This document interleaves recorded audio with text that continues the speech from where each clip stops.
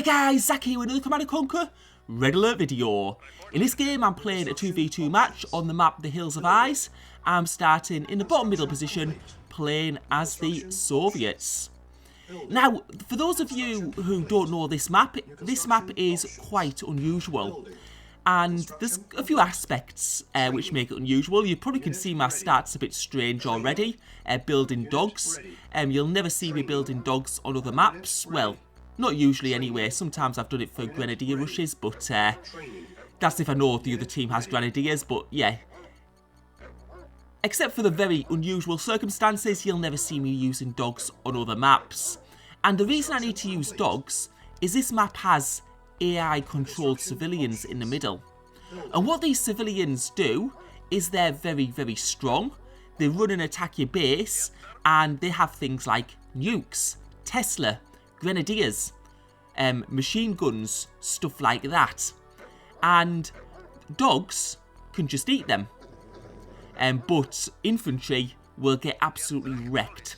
Because what the civilians do is they don't seem to realise the dogs are enemies, and they don't seem to attack them, and they'll just run past and get eaten as they all run through. If you have, on the other hand, infantry defending, the infantry start shooting the civilians as the civilians start attacking, and there's only going to be one winner. That means the worst thing you could do on this map, and never try this if you do play this map, is an infantry rush through the middle, because you're going to get absolutely wrecked, and I can guarantee you'll get no infantry to your opponent's base, because the civilians are very, very tough. And so I guess this makes this map sort of like an anti-rush map. However, there is a civilian-free route from the top to the bottom of the map, and that's on the right-hand side of the map.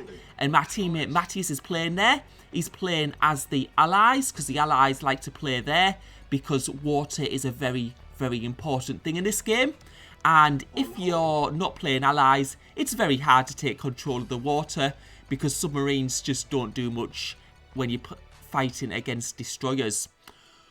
Right, okay, so you can see I'm getting up a good economy at the moment. And what you'll notice also is I'm sort of like spreading out my ore trucks, and that's because on this map, maintaining, like, because these games can go on a lot longer on this type of map, and one of the really important things is maintaining a decent ore. So you tend to spread out your ore trucks so they don't use up the ore too quickly. It gives it a chance to grow back, and that's quite important. I mean, it's not as bad with 2 players, but 3 players it can be a very, very big issue, especially if you're playing on the bottom of the map, which tends to have a little bit of less ore. And you can see there, those civilians were trying to go through, and were getting eaten by those dogs. And aftermath units is switched on, so I'm not going to be looking for my 3rd war factory. I've got my double war factory, is absolutely fine. And I'll be building things like radar dome, service depot a little bit earlier.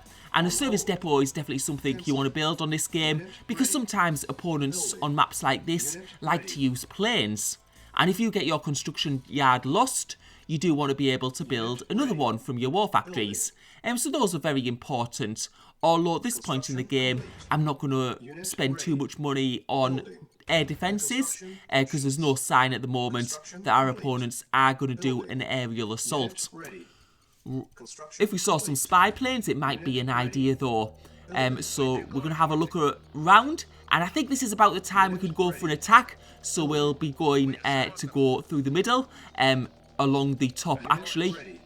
And you can see on the radar dome, Bloodletter is coming for Pink's base, and Pink doesn't have any tanks so far. We'll have to see if those walls are going to hold, and it doesn't look like they're going to, and his ships are a bit out of place, and this is bad, because Bloodletter, who's playing in the top right, is through to Matthias's base, and he's going on the attack now. He's going for the construction yard, and it doesn't look like there's anything going to be able to be done at this point, and the construction yard has gone down.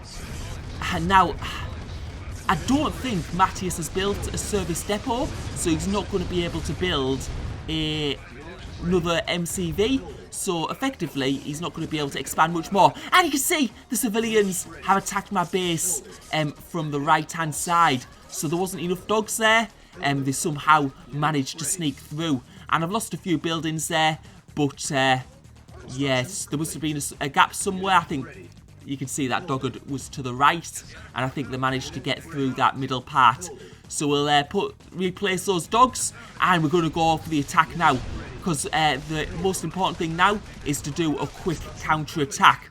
And we're going up the right hand side. Now the right hand side of the middle of the map is a lot better than the left hand side, because your tanks tend to get stuck if you go the other way. And you can see these civilians, they're not as strong against tanks, fortunately, so we'll be able to get through the middle this way. And we'll have to see, because if you remember, Carter was in the middle. And what I'm going to do is I'm going to try and go around this part of the map, and I'm going to try and fight in the top right where Bloodletter is, because we need to give Matthias a hand. And we can see that Red's there as well, Carter, and we're fighting Bloodletter and Carter at the moment. And now, since Red's come out, and we're going to need to take this fight here, and you can see there's some civilians following us from the middle of the map. They're coming from the middle just for one of their random attacks. And you can see we're in a little bit of a fight here. We can see Carter playing as a Soviets using heavy tanks. We can see Bloodletter playing as the Allies using medium tanks. And we're going to go in this ore patch here, because we're going to try and get some ore truck kills and try and slow Bloodletter down with his economy. We've got one ore truck down, and we're going to get a second ore truck down, it looks like. But you can see Bloodletter bringing his medium tanks to help. And we're going to go for a third ore truck. Let's see if we can get it. You can see Carter now bringing his heavy tanks over. And that's another ore truck down. So that's going to really hurt Bloodletter's economy. Although he's still got 3 ore trucks remaining. And he, of course, will be able to build more. And we have lost those. But you can see Matthias now getting some naval defense. And you can see as soon as I get back to my base, I've got tanks ready to go, and I'm just building a couple more dogs, just so I can, take them out a bit, so there's a little bit more defense around this position. And you can see we've got that civilian there, so we'll get a couple more dogs out, and hopefully that will be enough, because after the first attack I think the civilians do bring a few more each time they come to attack. And we're going to bring this new tank force up to the top of the map. So yeah, the thing is, we're just going to try and constantly harass our opponents in this game and just slowly wear them down. Because when you sort of like, Matthias can't expand, but he's got some naval units. He's still got a war factory, so he's in a decent position at the moment. I think we're in an okay position, sort of. We'll have to see how this plays out. But you can see Carter starting to bring Tesla coils, and we're going to need to fight with Bloodletter here. You can see he's actually got one of those civilians, probably from a building that was destroyed or something, which is very, very annoying because they do a lot of damage, but I can't get too close to those Tesla coils. And you can see fighting here, we've got the naval units from Matthias, and you can see those tanks have just fell apart. I'm going to try and get those 2 Tesla coils down because they're doing so much damage to our tanks. And we're in a little bit of a fight here. We're going to go to the right hand side again, though. Now I haven't gone for the construction yard from Red because I could have used all those tanks to destroy it. But on this side of the map, on this type of map, what quite often happens is people get an extra construction yard, so it might have been all for nothing if I did go for the attack. And I'm going for Cyan's economy. We're going to see if we can get that ore refinery down, but he's also got one near the ore, so that was probably a bad move there. You can see Carter with his heavy tanks, but you can see Matthias has got those boats there, and Matthias has been able to do an awful lot of damage there. And you can see a lot of those tanks have been taken down, and you can see I've got another group of tanks just waiting, and my base has suffered quite a bit of damage. And while I've been gone, we can see we've lost an ore refinery on the left hand side, so the civilians have found a way through despite having a few more dogs last time. So we'll have to sort that out, but one thing we can't do is relent on this pressure, because what we want to do is you can see now, I think they're hurting a little bit because they did lose a lot of tanks there, because Matthias was using his boats with my tanks, and you can see Bloodletter at the moment is being a bit occupied with those boats. And now you can see Carter coming out for the attack, and what we're trying to do is not get too close to those Tesla coils, and let's see if we can take the fight here. So you can see I'm trying to move my tanks around as much as possible without getting in range of the Tesla coils. And you can see, Carter just edging back there. So what I'm going to do is I'm going to pull out to the top right a little bit, just so I'm not in the Tesla range, because they do a lot of damage. And you can see some civilians with nukes there, they're quite annoying as well. And we're going for the fight on Carter at the moment. It's looking pretty good at the moment. Carter doesn't have too many, sorry, that's Bloodletter, doesn't have too many tanks. And you can see, I think Matthias is going for an attack from the bottom now. From the bottom right, he's going to the top right.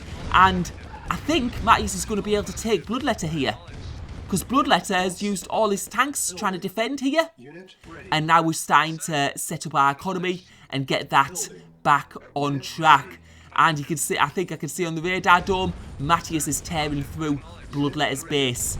And Bloodletter is calling it good game, because while as Matthias is doing that, I'm taking out Bloodletter's ore trucks, and he's left the game. So now it's just Carter. Now Carter has got quite a good defense at the moment, and you can see these civilians coming through from the middle of the map at the moment, and you can see my dogs just gobbling them up. The dogs did a lot better job when I'm watching, not like when I was away from the base and didn't see it. Right, we've got another ore truck, and that ore refinery is terrible placing. I should have placed it way closer, but it doesn't really matter at this point in the game, because we've only got one opponent left, hopefully. Now, we do have to be careful, because he is playing as the Soviets. He's got a good defense, and you can see Matthias going for the attack, but he's not managing to break through. And what we need to be careful of is if he starts to build planes, because if he starts to build MiGs, he's going to be able to attack Matthias's buildings, and Matthias isn't going to be able to build any buildings he loses. So if he destroys Matthias's ore refineries, it's going to be down to 1v1. And also, I don't want to lose stuff on my side either, because I don't have any air defences at the moment, because I've been focusing on going on the attack. So let's see, we're going to the top of the map now. Matthias has got a few tanks going up as well, and we'll have to see which is the best angle to attack his base from. Yeah, you can see how much fighting's just taken place there. You can see all those burn marks and potholes in the ground. Right, so he's coming out of the base now, but you can see he's pulling back. What he's trying to do is he's trying to focus us to fight him where he's got the Tesla coils. So what I'm doing at the moment is I'm just pulling my tanks back. And what I think I'm going to do here is, rather than go head on into those Tesla coils, which is very difficult because tanks and Tesla coils are a strong combination, and Matthias might already be doing this, is I'm going to go across the top of the map, and he seems to be going down to fight at the moment, but I think I'm going to go to the top and I'm going to go across. Yeah, so we're going to go across, and Matthias is coming with me, and we'll have to see how well, because this part of the base hopefully won't be defended. And you can see he's starting to use MiGs, so yeah, that's really important to fight him now. And we've managed to defeat this base, and it seems like Carter is selling up. So it was a good idea from Carter to use MiGs, but we sort of attacked the base, part of the base he didn't want us to attack from, and that's helped us a lot here. And it is good game. So I hope you enjoyed the video. Thank you for watching.